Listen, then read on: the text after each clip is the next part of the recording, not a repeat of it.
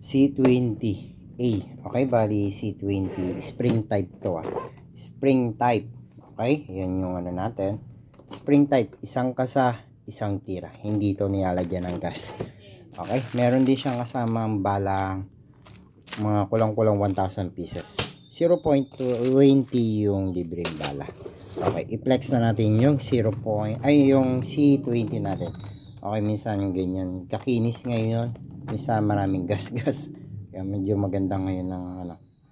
Yan, okay, bali na lang to. Yan, okay, yung magazine niya. Dalawa lalagay natin. Dalawang 0.12 to tapos dalawang 0.20 yung bigat na bala. Okay, bali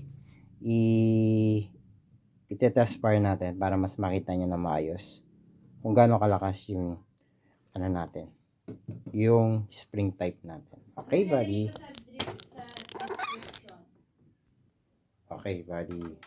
tatry na natin. 0.20 tong nakalagay na bala.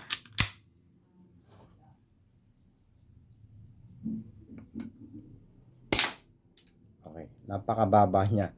130 yung lakas sa bala ng 0.20. Okay. Ayaw tumalaba. Sana sa 130 na yun, yung 0.12. Ay, 20. Okay, yung bala naman na magaang, yung 0.12. Ito na, kasunod na. Hindi nagbasa kasi nakatayo. Okay. Ito. Ayaw magbasa ngayon na. Okay, last. Yan. Yan yung 0.12 ay nasa 200 FPS, di ba? Medyo may kalakasan siya sa balang 0.12. Okay, bali sa mga interesado ng mga unit natin na C20A ay may kasamang bala na 0.20, medyo may kabigatan to Siyempre alam niyo na yan. Pwede kayong bumili ng mas magang, yan talagang libre dyan. Okay, sa mga interesado, message nyo lang ako dito. Yan, dyan nyo lang ako yung message sa Angel Airsoft.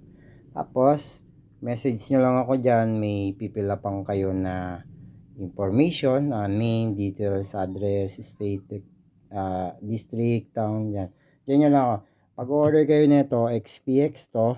COD naman at sagot ko na yung shipping Okay, bali pakiusap, huwag nyo po sanang i-deny yung order nyo kasi kami rin ang kawawa. Kami nagbabayad ng shipping at yung return fee. May mga bayad po ang shipping at return fee. Kaya pakiusap lang sa mga interesado, pag-isipan nyo na maigi at COD naman yan. Okay, legit po yan. Message lang kaya.